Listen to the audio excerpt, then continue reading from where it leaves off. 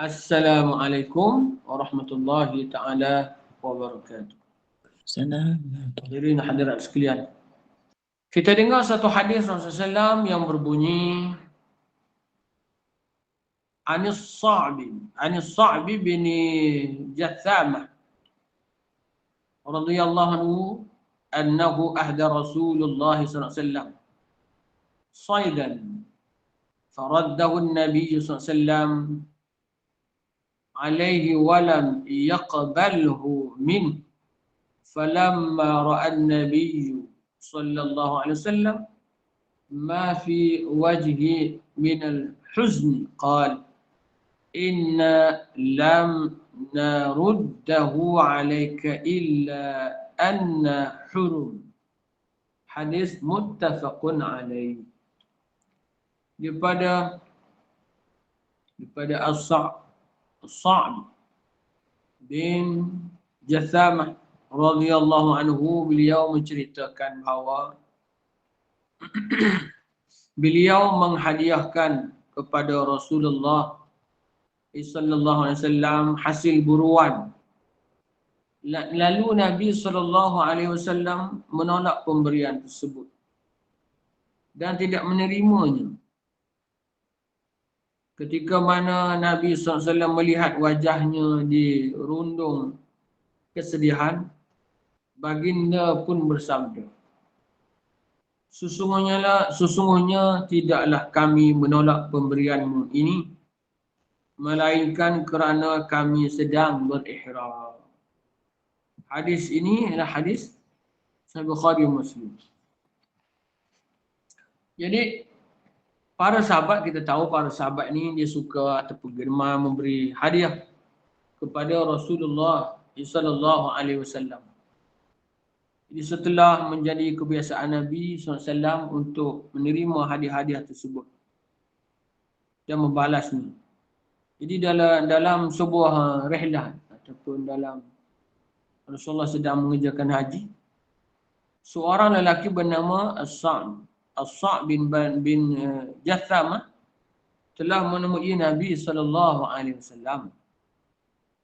Dan bersamanya ada hasil buruan yang ditangkap buat baginda SAW agar dapat dimakan olehnya. Ini sahabat beri ada satu tangkapan, tak tahulah dia punya dog ke rusa ke arnab, tak tahulah. Tapi dia ceritanya gitulah, hasil buruan. Tapi kalau dog Rasulullah tak makan. Bagaimana berlaku Khalid Al-Walid, tak silap.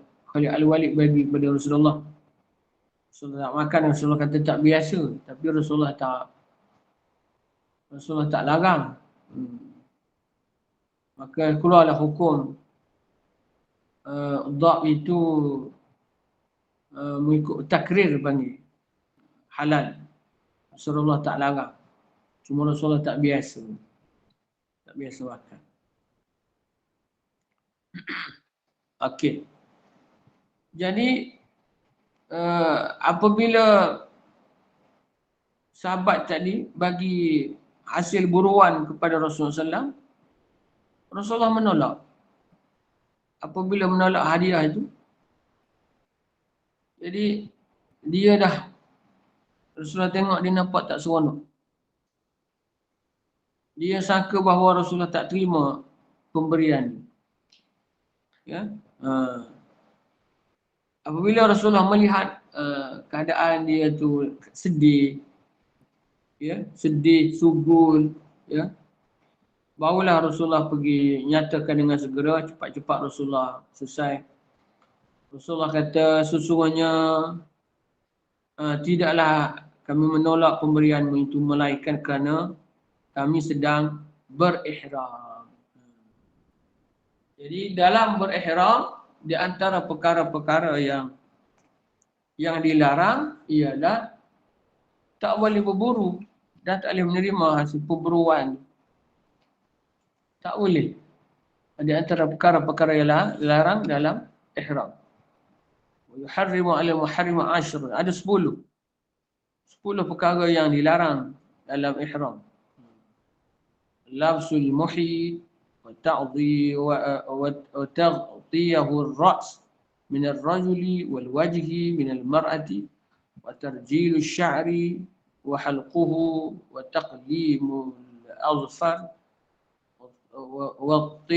والطيب وقتل الصيد وعقد النكاح والوطء والمباشرة بشهوة. Ada 10 yang dilarang. Memakai pakaian mujahid, menutup seluruh atau sebahagian kepala bagi lelaki dan muka bagi perempuan. Perempuan tak boleh tutup muka. Lelaki tak boleh tutup kepala. Menyikat rambut tak boleh. Mencukur rambut tak boleh. Memotong kuku ketika ihram tak boleh. Memakai wangi-wangian. Pasal itulah orang yang dalam ihram jangan pergi sentuh-sentuh Kaabah tu. Takut orang sapu minyak wangi terkena pada kita pula. Selesaikan tawaf, sudah tahlul semua baru boleh sentuh. Dah selesai semua. Maknanya selagi dalam ihram tak boleh. Jadi tidak kena dam. Membunuh binatang. Membunuh binatang buruan di darat. Yang ke-8, melakukan akad nikah. Melakukan nikah, tak kisahlah orang tu nikah ke ataupun dia jadi wali ke pun tak boleh. Sama ada dia menikah ke orang ataupun dia sendiri yang kahwin pun tak boleh. Apa-apa yang berkait dengan akad nikah, bersetubuh pun tak boleh. Dalam ihram tak boleh. Setubuh besar tu.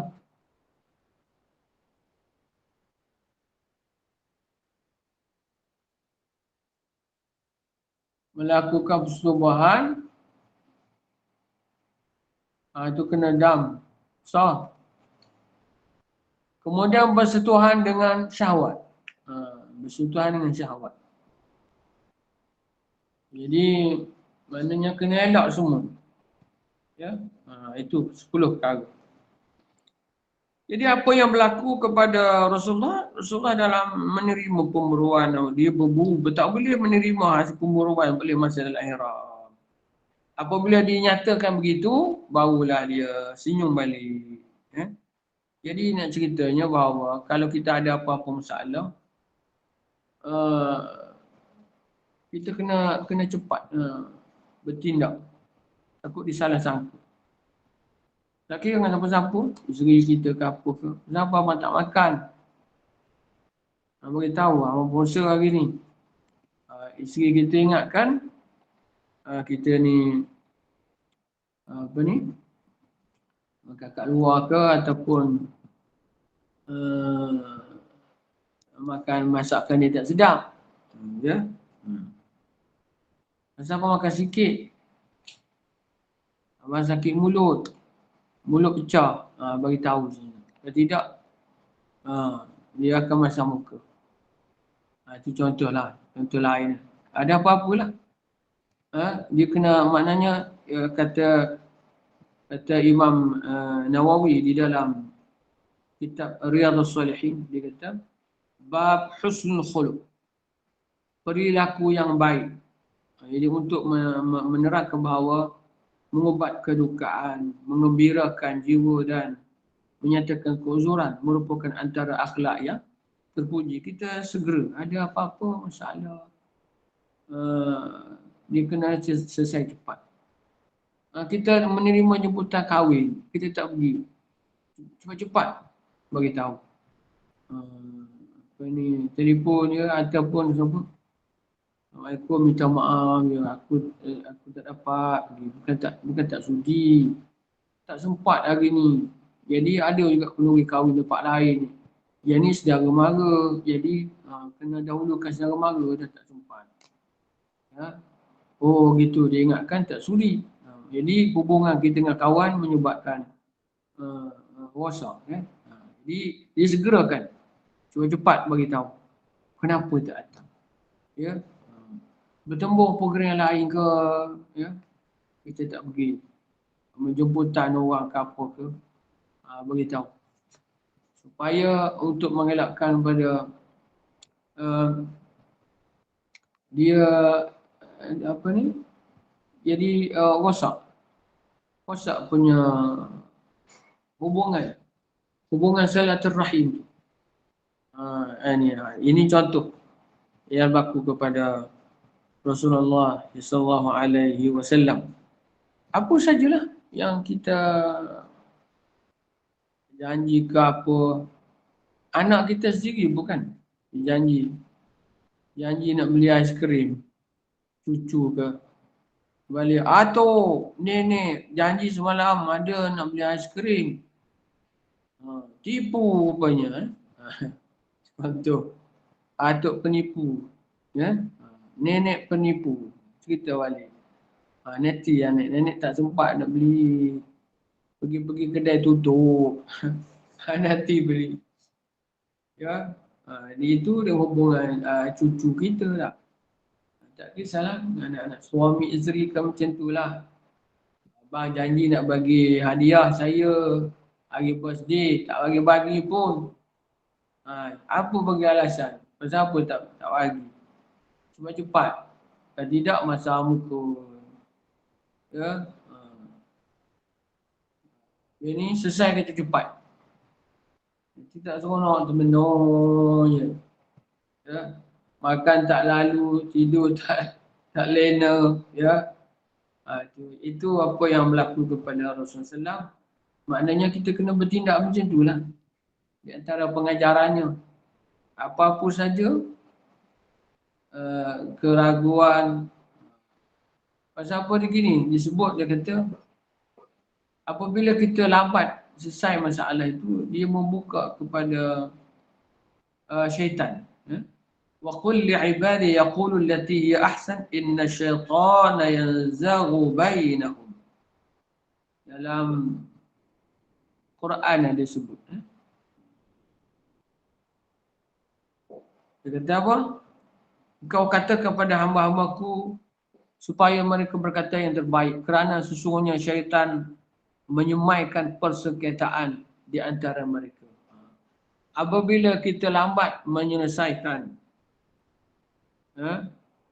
dia cepat-cepat syaitan mengambil peluang untuk memusnahkan, untuk menghancurkan hubungan persengketaan, timbulnya persengketaan. Surah Al-Isra. Katalah kita janji nak balik kampung ni. Untuk selesai masalah tanah, pusaka kan.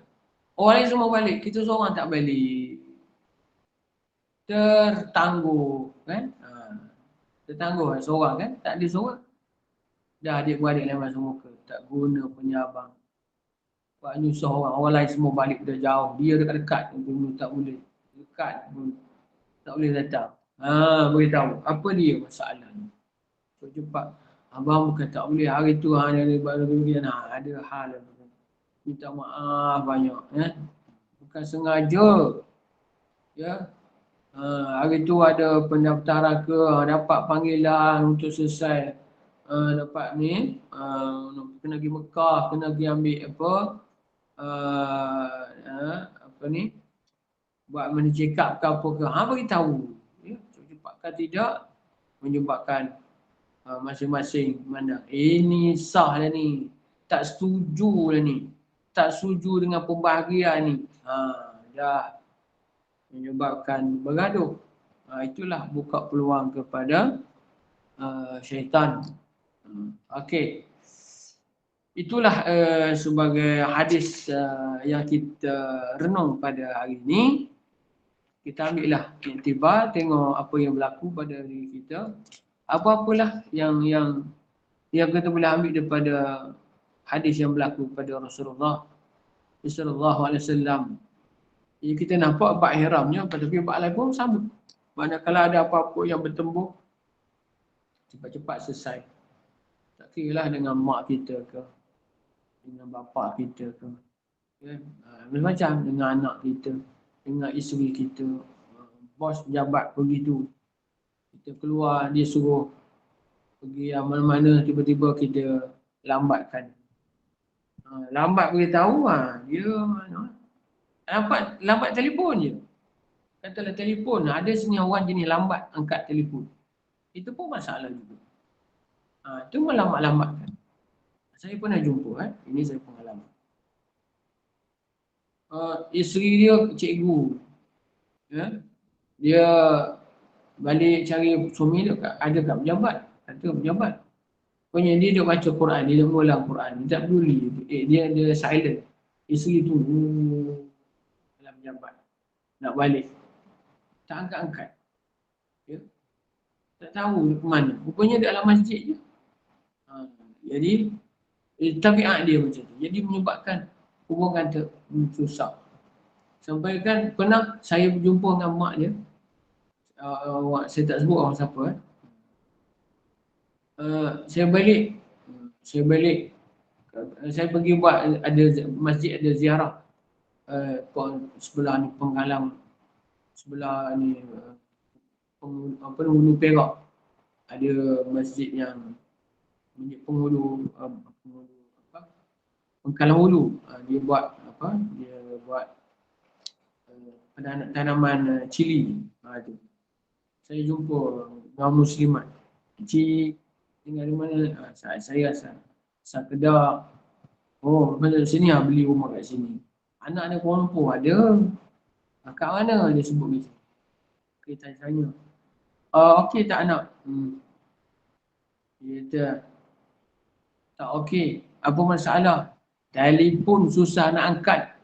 Kadang menyampah. Mana marah tu. Kecil hati. Mak dia kecil hati. Lambat susah nak angkat telefon. Itu masalah. Mak kecil hati. Saya telefon terus, telefon dia ambil. Kita ni mak awak ni. Mula pada situ dia berubah. Selama ni dia tak tahu bahawa tabiat lambat jawab. Bukan sekat isteri dia, orang lain kat pejabat susah nak angkat, orang dah cok dia ni susah nak angkat telefon. Kalau berlaku kematian, jenazah dah masuk kubur baru angkat. Buat apa? Itu berlaku. Lambat selesai masalah. Maka dia akan bertindik. Jadi patutnya boleh selesai dalam masa sekejap, menyebabkan lama. Jadi dah timbullah kemarahan. Kalau ibu kita lagilah. Itulah. Wallahu a'lam. Itulah kongsian saya pada pagi ini. Boleh kita buka soalan kan, Ustaz? Jadi kalau ada yang nak tanya soalan, Datuk Asnul dah angkat tangan. Silakan Datuk. Okey. Dah balik umrah ke? Balik. Alhamdulillah. Assalamualaikum Ustaz dan Hajah. Waalaikumsalam warahmatullahi wabarakatuh. Saya nak bertanya berkaitan dengan berihram tadi. Ada dua senario ya Ustaz. Satu bagi wanita, satu adalah bagi pihak lelaki ya.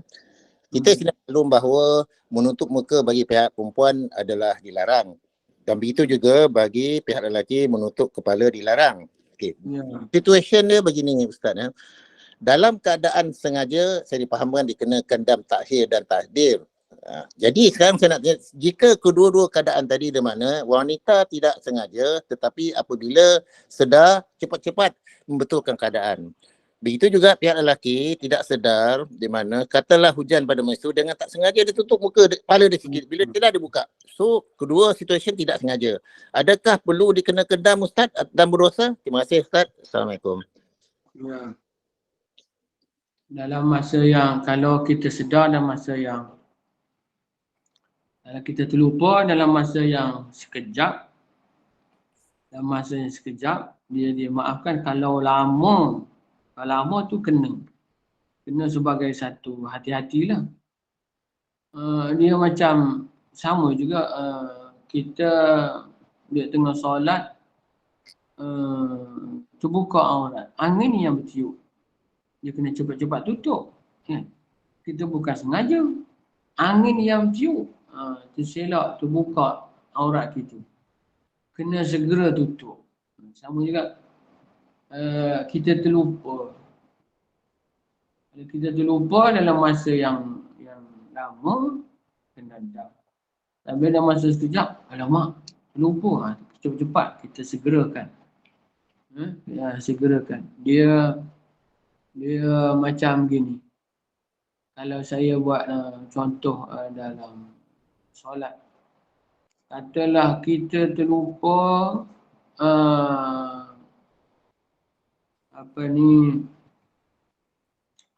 terlupa rakaat. Terlupa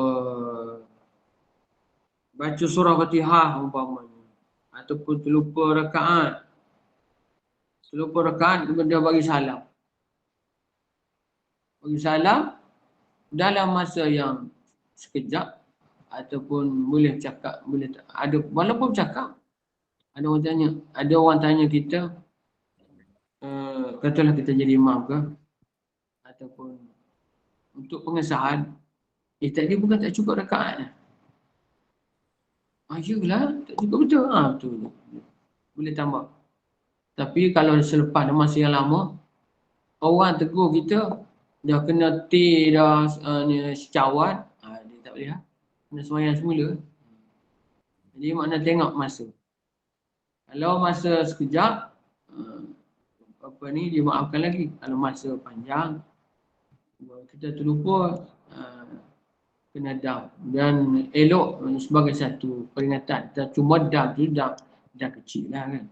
Tapi eloklah sebagai satu peringatan untuk sempurna, untuk melayakkan supaya umrah kita ke, haji kita ke dapat haji mabrur atau umrah mabrur.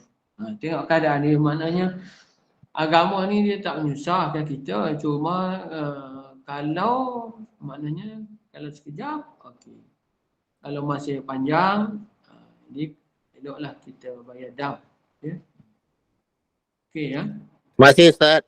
Ya. Okey, ada lagi pertanyaan, silakan.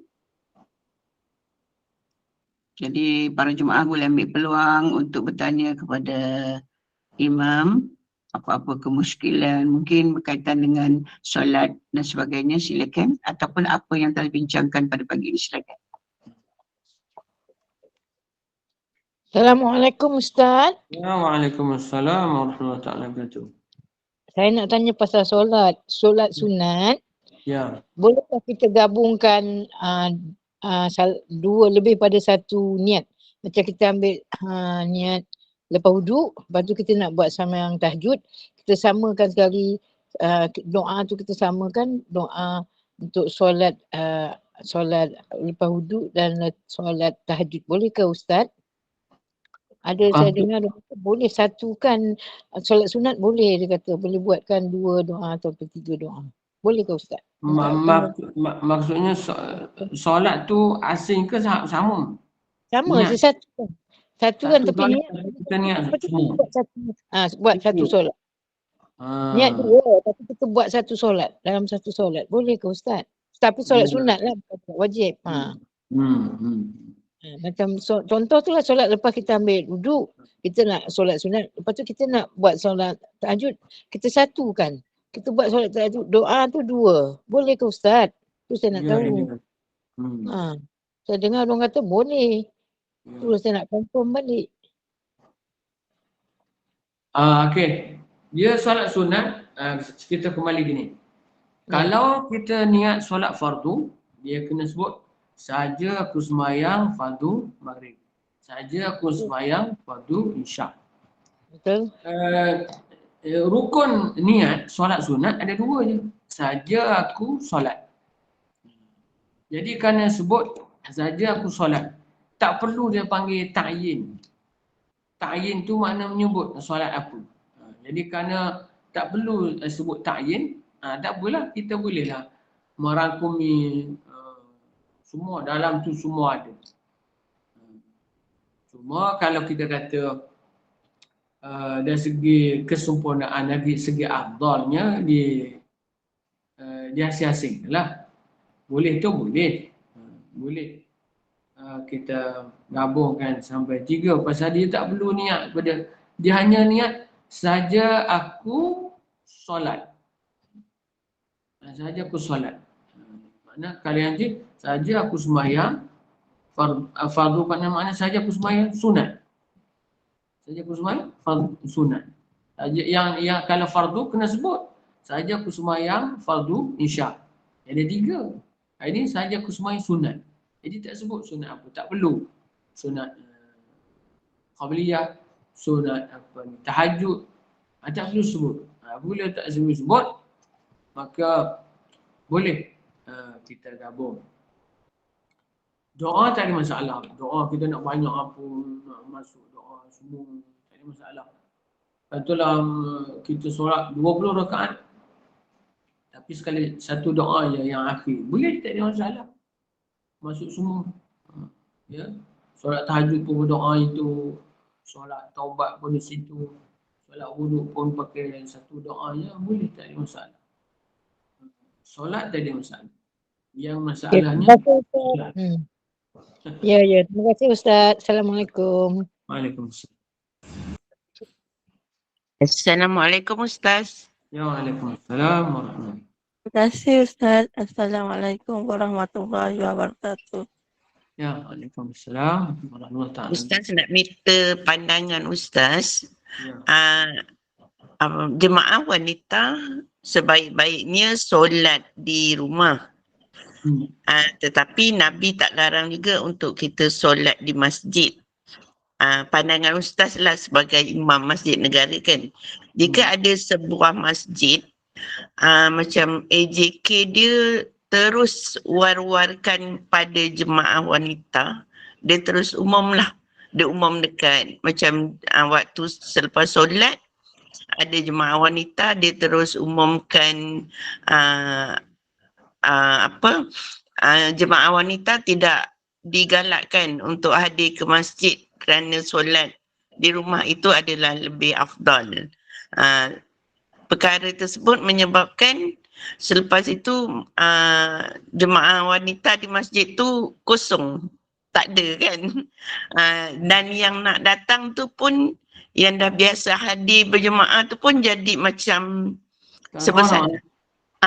Apa pandangan Ustaz? Ya.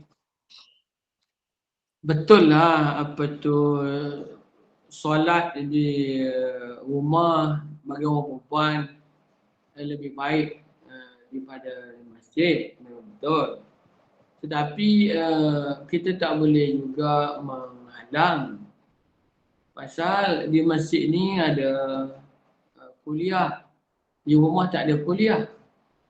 Jadi tujuan tidak ada halangan tu kerana bukan semua suami boleh mengajar.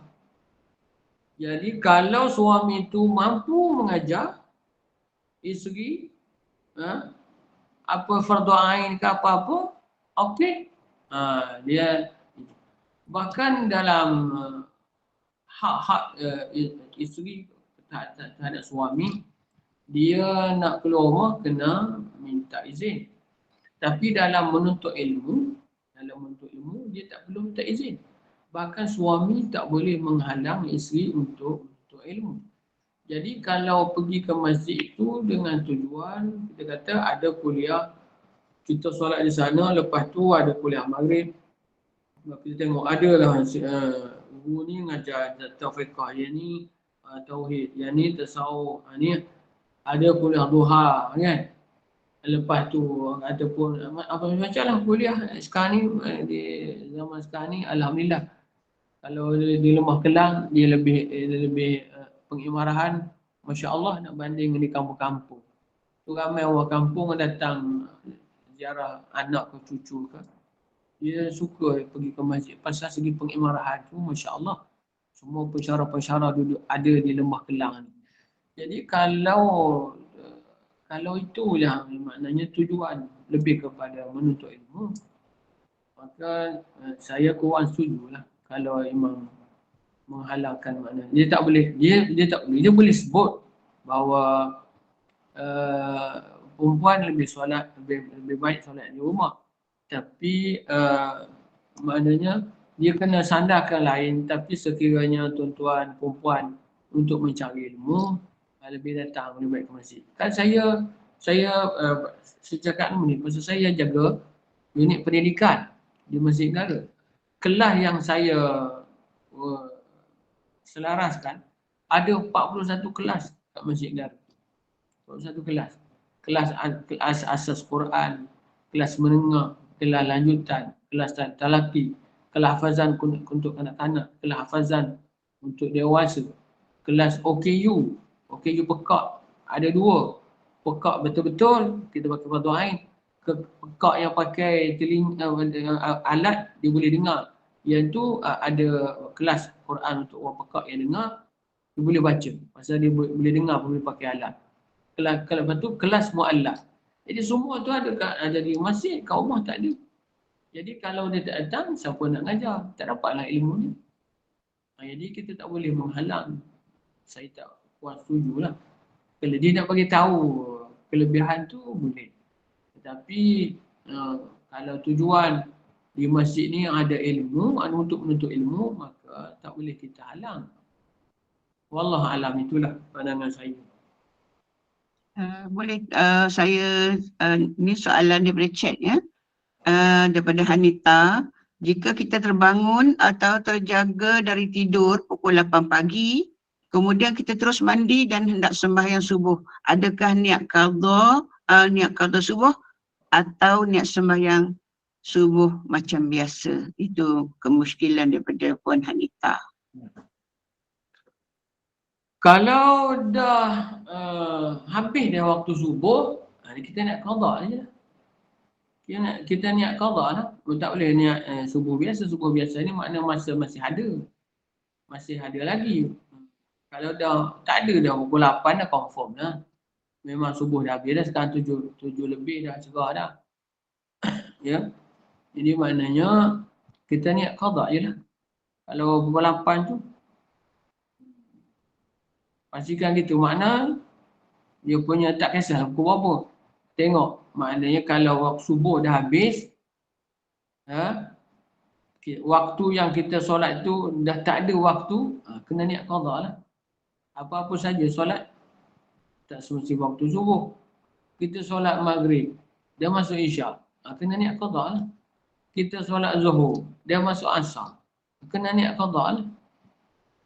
Sembahyang asar, dia masuk maghrib, kena niat qada lah. Tak boleh niat solat biasa lah. Okey, jelas Harap jelas dengan apa yang telah diuraikan, dan mungkin ada soalan terakhir ke? Ya. Assalamualaikum Ustaz. Waalaikumsalam. Saya seorang ibu tunggal, suami dah meninggal dan rumah saya berdepan dengan surau. Jadi tiap kali solat, tapi waktu zuhur asar tak adalah, maghrib isyak dengan subuh, memang dah jadi rutin saya berjemaah di surau. Dan saya tak payah minta izin pada siapa-siapa. Saya boleh keluar bila-bila masa. Ada salahkah saya Ustaz? Apa pandangan Ustaz? Saya berjemaah di surau bersama dengan jemaah jemaah lelaki, tapi saya wanita lah. Sebab saya seorang, saya tak ada jadi saya tak pernah minta izin pada siapa-siapa. Jadi rumah saya depan surau. Bila azan ni memang dah rutin saya pergi jemaah di surau. Apa pendapat Ustaz? Ya, orang perempuan dia gini. Walaupun tak ada halangan, walaupun tak perlu minta izin siapa-siapa, kita diri kita sendiri, dia jadi kita kena kawal diri kita. Andai kata tempat yang kita pergi itu di masjid ke surau menimbulkan fitnah. Yang tu kita kena jaga. Kalau tak menimbulkan fitnah, maka boleh kita pergi. Tak ada halangan apa-apa. Perempuan yang lain, ya. Kita pergi menimbulkan fitnah. Kita ni cantik sangat, pamui lah. Jadi orang pergi, dah IT dah datang. Jadi sebutan pula. Oh, IT datang, ibu tunggal. IT. Ringkas. Ya. Jadi kalau kehadiran kita tadi menimbulkan fitnah, orang semua pandang, ya. Jadi yang tu kita kena kawal diri tu. Maknanya walaupun tak ada halangan, kita bebas, tak ada minta. Kalau tak timbulkan halangan apa-apa, boleh. Sama macam solat Jumaat kan diwajibkan orang lelaki. Orang perempuan boleh solat hari Jumaat, tetapi sekiranya tidak menyusahkan orang lelaki, tidak menyinggung fitnah. Umpamanya masjid tu di 2 tingkat. Jadi memang ada sediakan orang lelaki, orang perempuan di tingkat atas, orang lelaki dekat bawah. Tak apa. Boleh dia solat pasal tidak menyusahkan. Dia lelaki dan tidak menimbulkan fitnah. Kalau menimbulkan fitnah, menyusahkan orang lelaki, maka dia tak jadi afdal lagi. Eloklah kita solat tu di rumah. Kita Okey, keadaannya terima kasih Ustaz. berubah. Ya, terima kasih Ustaz. Assalamualaikum. Jadi rasanya dekat ni mungkin Ustaz ada kalau nak beri puang ke ataupun Ustaz ada hal? Tak ada kot. Assalamualaikum Ustaz. Nak Ya. tanya sikit Ustaz ni, nak sambung Ustaz ni. Ya. Dah kita tak boleh jadi tak payah pergilah gitu Kak. Dah ibu tunggal. Surau kita berasa dah macam-macam orang takut orang kata kita kan. Mana kita tak payah pergilah Jumaat. Kuliah nak dengar kuliah pun masuk bimbel. Ada kuliah maghrib malam. Maksud saya tadi gini, menimbulkan fitnah tu maknanya dia tak ada tujuan, hanya solat saja. Hanya solat saja. Kata nak surau tu, masjid tu, kita pergi tu hanya solat saja.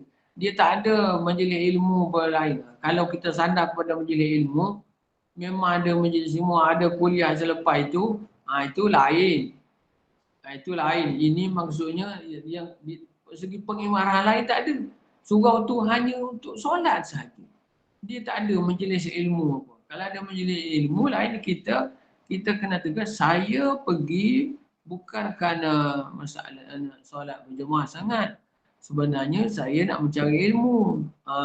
Lain. Itu semata-mata solat berjemaah. Dia ada sandaran lain, majlis ilmu lain. Okey jelas Jelas maksudnya waktu asar pun kita tak tubik lah masa sepuluh tak molek kan Jumaat saja. Jadi tubik malam untuk kuliah lah niat gitulah. Tu saya jadi tak tubik tu gitu lah fikir. Tak apa dah. InsyaAllah lah untuk niat. Ni orang mudu nampak bunyi Orang tanah merah Kelantan ni. Orang mudu. Macam Saya mudu juga. orang IT lah. Saya mudu. Hanya Ustaz buat kita gelak lah. Orang Tak bodoh. apalah gelap pagi ni. Maaf Ustaz. Jadi Cik Ha tak perlu susah hati lah. Kalau ada kuliah agama, ada kuliah-kuliah, bolehlah pergi. Ustaz, kalau macam tu Ustaz, kesianlah orang-orang IT ni Ustaz. Dia tak adalah sempat berjemaah. Maknanya dekat rumah tak boleh jemaah sama yang seorang. Pergi surau pun tak boleh, sian Ustaz. Saya sambung sikit-sikit lah. Sebenarnya berlaku di zaman Rasulullah, isteri kepada Az-Zubair bin Awam, iaitu Atikah. Atikah ni orang yang cantik, orang yang baik, orang yang ramah, kan? Jadi berlaku tu dia orang muda. Kalau kita tengok surah An-Nur, dia apabila usia dah senja, dia segi aurat dia longgar sikit. Maknanya kalau kita orang muda lain, dia punya daya tarikan lain. Kalau dah nenek-nenek orang ni tak ada sebimbang lah. Tak sebimbang. Jadi hukum tu dah berbeza dah. Hukum berbeza dari segi fitnah tu. Orang tak pandang sangat. Bahkan orang tanya, dah tua-tua pun tak mau datang ke surau. Lain pula orang tengok. Orang kata, tua-tua pun tak mau berubah juga. Lain. Hukum berubah berbeza dari segi orang muda dengan orang lama-lama. Bukan orang tua sensitif. Orang lama. Okey. Betul Ustaz kata tu. Tu jadi Cik Ha tak pergi lah. Dia kata mana tak ada Cik Ha majmuahnya. Kata orang takut nak pergi dah lah. Kata takut orang kata. Takut Tuhan lah. Takut dia. Kita mempalpakan tak pergi. Itulah tak apa, Apa insyaAllah. yang berubah. Orang lama-lama tak apa. Dia fitnah tak besar. Tak kisah. Ini cerita orang muda-muda. Orang muda-muda lain, daya tarikan dia lain. Orang lama-lama tak masalah. Jadi kita tutup dululah. Ustaz pun kata ada hal untuk hari ini, insyaAllah. Kalau dipanjangkan umur ada rezeki kita lagi sekali, minggu depan ada sebarang kemuskilan, boleh kita ajukan kepada Al-Fadil Imam Hasan Al-Fadli. Jadi kita tutup dulu kuliah kita untuk pagi ini. Jadi alhamdulillah kuliah kita pun dah sampai ke penghujung. Jadi jazakallahu khairan kasiran kepada Al-Fadil Imam Hasan Al-Fadli bin Abdul Rahman yang sudi bersama di Google Meet Gemanur Iman untuk kuliah subuh pada pagi ini. Mudah-mudahan berkat bacaan surah Yasin Allah ijabahkan segala doa-doa kita untuk mereka yang diuji dengan pelbagai penyakit. Dan juga terima kasih kepada Al-Fadil Ustaz atas perkongsian ilmu hadis pagi ini, dan juga ada sentuh tentang perkara-perkara yang dilarang dalam ihram dan juga pelbagai masalah dalam kehidupan kita. Mudah-mudahan bermanfaat, barakah, jadikan ibrah, panduan dalam kita menjalani kehidupan kita. Dan kemuskilan-kemuskilan daripada para jemaah tadi pun mungkin telah dirungkaikan dan mungkin semua telah berpuas hati dengan jawapan yang diberikan. Terima kasih sekali lagi kepada tim Gemanur Iman. Terima kasih kepada semua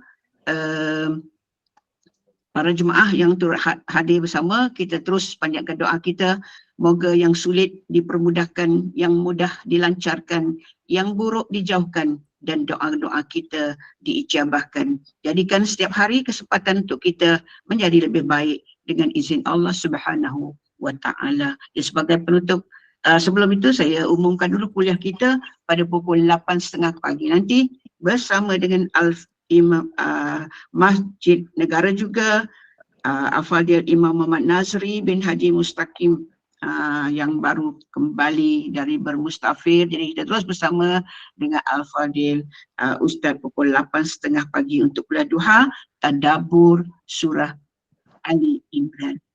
Jadi kita tutup dulu diraih kuliah subuh kita. Sekali lagi dipersilakan yang berbahagia Al-Fadil Imam Hasan Al-Fadli bin Abdul Rahman untuk membaca tasbih kafarah dan menutup kuliah dengan surah Al-As. Dan saya sudahi kuliah dengan wabillahi taufik. Wassalamualaikum warahmatullahi wabarakatuh. Subhanakallahumma wa bihamdik. Ashhadu an la ilaha illa ant. Astaghfiruka wa atubu ilaik. Bismillahirrahmanirrahim. Wal 'asr. Innal insana lafi khusr. إلا الذين آمنوا وعملوا الصالحات وتواصوا بالحق وتواصوا بالصبر وبالله التوفيق والهداية. والسلام عليكم ورحمة الله تعالى وبركاته.